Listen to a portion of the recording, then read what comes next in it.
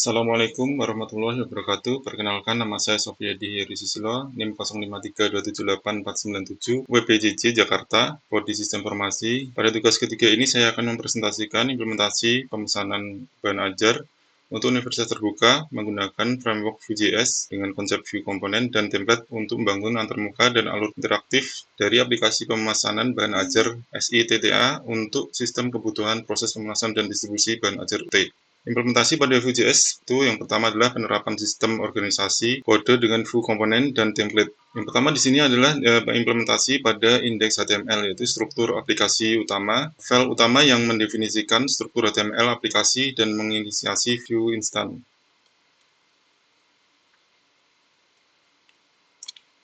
Cara kerjanya adalah Vue instan dimount ke elemen dengan di app. Kemudian komponen-komponen di-render dengan cara dinamis berdasarkan current tab. Selanjutnya, penerapan sistem organisasi kode dengan Vue komponen juga diterapkan pada stok tabel.js. Pada stok tabel.js ini, Vue untuk mengelola stok bahan ajar dengan fitur CRUD secara lengkap, di mana cara kerja komponennya adalah menerima data melalui props, kemudian mengelola state internal, dan mengemit event ketika data berubah. Selanjutnya, penerapan sistem organisasi kode dengan Vue komponen dan template juga diimplementasikan pada DoTrackingJS. Cara kerjanya adalah mengubah struktur data nested menjadi flat array untuk kemudian mencari data rendering. Cara kerjanya adalah mengubah struktur data nested menjadi flat array untuk memudahkan pencarian dan rendering. Kemudian yang kedua adalah fungsi penerapan menampilkan data, yaitu diimplementasikan pada stok tabel menggunakan berbagai teknik untuk menampilkan data ke user, menggunakan message untuk interpolasi teks. Cara kerjanya adalah Vue secara otomatis mengupdate tampilan ketika data berubah melalui sistem reactivity. Diimplementasikan juga pada DoTrackingJS, menampilkan hasil tracking dengan format yang informatif. Ini cara kerjanya adalah menggunakan kombinasi VIF dan V4 untuk menampilkan data hanya ketika ada hasil pencarian. Kemudian yang ketiga adalah penerapan fungsi conditional rendering pada DoTracking, menampilkan state yang berbeda berdasarkan kondisi data. Cara kerjanya adalah Vue akan merender hanya satu kondisi yang terpenuhi. Kemudian penerapan fungsi conditional rendering pada stok tabel, yaitu pada toggle model form, yaitu mengontrol visibility model form dengan vShow. Cara kerjanya adalah VIF menghilangkan elemen dari DOM ketika false, sedangkan vShow hanya mengatur CSS display. Kemudian penerapan data binding yang diimplementasikan pada stok tabel, yaitu two-way data binding, di mana form input yang terhubung dua arah dengan data view. Cara kerjanya adalah VModel membuat input terikat dua arah, yaitu perubahan input update data view dan perubahan data view update input. Kemudian penerapan data binding untuk file stok tabel compute properties untuk stok tabel. Kemudian penerapan data binding yaitu pada stok tabel compute properties untuk filtering. Properti terkomputasi untuk data yang difilter dan diurutkan. Cara kerjanya adalah Vue secara otomatis meng-catch hasil compute property dan hanya meng-compute ketika dependensi berubah. Kemudian penerapan data binding pada DoTracking yaitu metode untuk business logic, metode untuk menangani operasi kompleks. Selanjutnya adalah penerapan data binding pada DoTracking yaitu metode untuk business logic, metode untuk menangani operasi kompleks bagi berikut, yang cara kerjanya adalah metode dipanggil secara eksplisit. Kemudian selanjutnya adalah penerapan fungsi watcher pada DoTracking, yaitu untuk reactive update, di mana memantau perubahan data dan melakukan side effect. Cara kerjanya adalah watcher di-trigger ketika nilai yang diamati berubah, kemungkinan eksekusi kode asinkronus atau kompleks log. Cara kerja adalah watcher di-trigger ketika nilai yang diamati berubah, memungkinkan eksekusi kode asinkronus atau kompleks logic. Selanjutnya adalah penerapan fungsi watcher pada stok tabel. Selanjutnya adalah penerapan fungsi watcher pada stok tabel, yaitu dependent drop-down watcher untuk mengatur drop-down yang saling tergantung. Cara kerjanya adalah ketika OPPJ berubah, watcher secara otomatis mereset filter kategori untuk menjaga konsistensi data. Selanjutnya adalah pengolahan data array dengan V4 pada stok tabel. Selanjutnya adalah pengolahan data array dengan V4 pada stok tabel.js, yaitu rendering data tabel, di mana menggunakan V4 untuk merender data dalam bentuk tabel. Cara kerjanya adalah V4 mengintegrasi array, filter stok, dan merender template untuk setiap item dengan key untuk optimasi performa. Selanjutnya adalah pengolahan data array dengan V4 pada DoTrackingJS, yaitu nested array iteration, yaitu untuk menampilkan riwayat perjalanan. Cara kerjanya adalah iterasi melalui array perjalanan di dalam setiap item result dengan conditional class binding. Selanjutnya Selanjutnya pengolahan data array dengan V4 pada stok tabel, yaitu metode untuk memanipulasi array data. Cara kerjanya adalah menggunakan array method natif JavaScript seperti filter dan sort untuk memanipulasi data. Selanjutnya adalah formatting data text menggunakan filter, yaitu pada app.js. Mendefinisikan filter global untuk formatting data, yang cara kerjanya adalah filter dipanggil dalam template dengan pipe operator menerima value sebagai parameter pertama. Kemudian formatting data text menggunakan filter juga diterapkan pada file .tracking.js. Itu menggunakan filter untuk memformat data sebelum ditampilkan. Cara kerjanya adalah filter diaplikasikan pada data binding expression, kemudian memformat nilai sebelum dirender. Selanjutnya adalah menggunakan custom element, view komponen, dan property template, yaitu pada index.html. Yaitu menggunakan komponen view sebagai custom element. Cara kerjanya adalah komponen view diregistrasi secara global dan dapat digunakan sebagai HTML custom element. Kemudian penerapannya pada stok tabel JS itu mendefinisikan interface komponen melalui prop. Cara kerjanya adalah prop memungkinkan komunikasi data dari parent ke child komponen. Terus selanjutnya adalah menggunakan custom element view komponen dan property template pada app.js, yaitu event handling dari parent. Parent komponen menangani event dari child komponen. Cara kerjanya adalah komponen mengemit event, parent komponen menangani event tersebut dan memperbarui state. Kemudian penerapannya pada app model.js, yaitu pada slot template komponen model reusable dengan slot content. Cara kerjanya adalah slot memungkinkan parent komponen untuk menyisipkan konten dinamis ke dalam child komponen. Kemudian implementasi pada app.js terkait dengan data persistent layer, yaitu service class untuk mengelola data persistent dengan local storage, yaitu cara kerjanya adalah sebagai berikut. Selanjutnya adalah status batch.js, yaitu reusable status komponen, itu komponen kecil yang reusable untuk menampilkan status. Kemudian kita akan melihat pada penerapannya pada aplikasi. Yang pertama di sini akan membuka halaman sistem pemesanan bahan ajar, di mana pada halaman ini terdapat dua menu, yaitu stok bahan ajar dan tracking DO. Yang pertama adalah stok bahan ajar. Di dalam stok bahan ajar ini terdapat beberapa fitur, yaitu tambahan bahan ajar untuk menambahkan bahan ajar, kemudian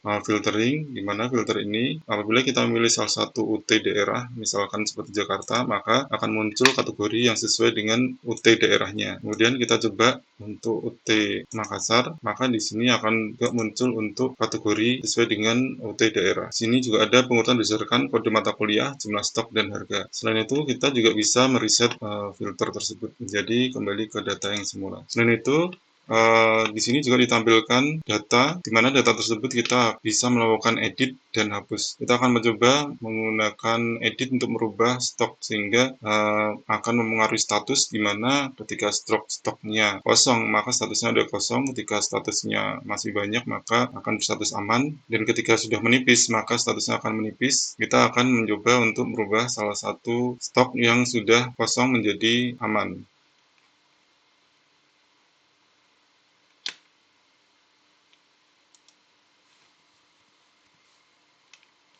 Kemudian kita update.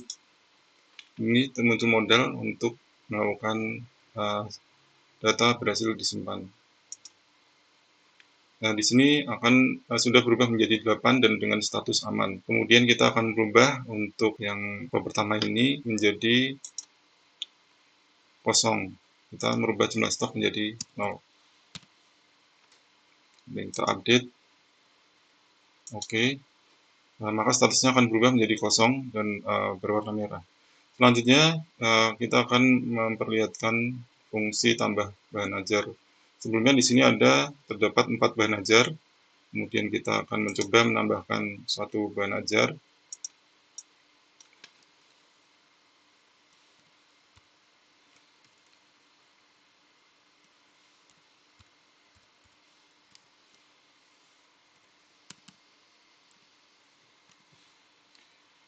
Kemudian kita masukkan judulnya.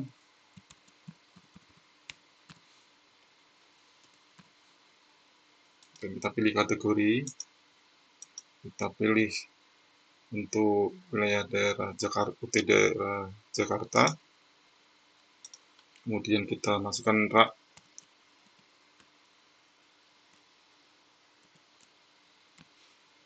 Kemudian kita masukkan harga. Selanjutnya kita akan memasukkan jumlah stoknya. 10, safety stocknya 20. Kemudian kita simpan. Data berhasil disimpan. Di sini yang sebelumnya data berjumlah 4 menjadi 5. Data sudah masuk. Dan selanjutnya kita akan memperlihatkan untuk fitur tracking DO.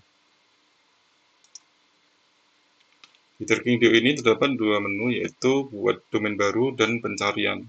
Dalam pencarian ini juga dilakukan filter berdasarkan nomor DO, NIM, dan nama. Ketika kita akan coba memasukkan menggunakan nama, yaitu kemudian kita cari, maka di sini akan tampil hasil pencarian dengan status riwayat perjalanan sebagai berikut. Kemudian kita akan mencoba menggunakan filter NIM.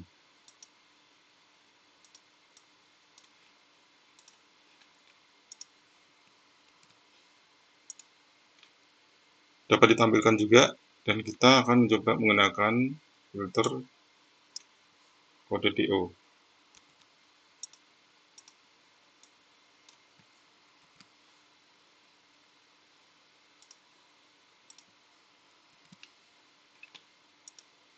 Dan berhasil ditampilkan juga.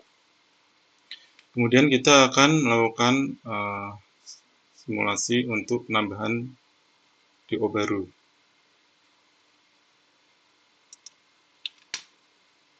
Di sini nomor DO-nya adalah 006, kemudian kita masukkan NIM,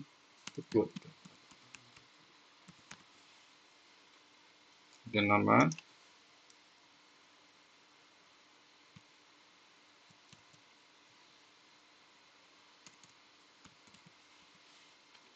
dan kita pilih ekspedisi pengiriman, kemudian kita pilih paket, kemudian kita pilih tanggal pengiriman.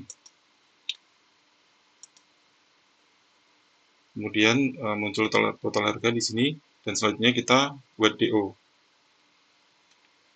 dengan nomor DO 2005-006. DO data tracking berhasil disimpan. Kemudian kita coba mencari DO yang terbaru, yaitu 006. Nah, di sini berhasil ditampilkan DO yang terbaru dengan nomor 006, dan kemudian kita akan coba menggunakan filter nama.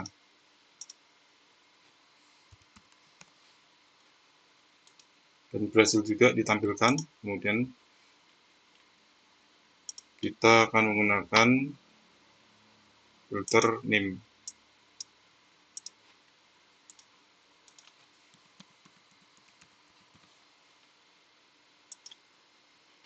Dan berhasil ditampilkan juga. Dan bagaimana jika kata kunci atau pencarian ini tidak ditemukan? Kita akan mencobanya.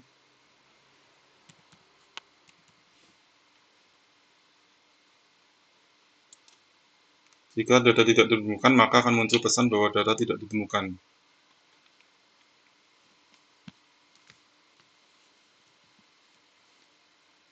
Sekian presentasi dari tugas ketiga ini. Kesimpulan teknisnya adalah sistem Sita yang dibuat ini berhasil mengimplementasikan semua konsep Vue.js yang diminta, yaitu modular arsitektur dengan komponen terpisah di file yang berbeda, reactive data flow dari parent ke child melalui props dan child ke parent melalui event, kemudian conditional UI dengan proposal berdasarkan state aplikasi, two-way binding untuk form handling yang efisien, kemudian compute properties untuk data transformasi, kemudian watchers untuk side effect dan dependent state management, array processing dengan V4 dan JavaScript array method, kemudian data formatting dengan custom filter, selanjutnya adalah komponen communication melalui prop dan event, star slot. Setiap file memiliki tanggung jawab yang jelas dan bekerjasama membentuk sistem yang kohesif dan maintainable. Demikian presentasi saya, kurang lebihnya saya mohon maaf. Wassalamualaikum warahmatullahi wabarakatuh.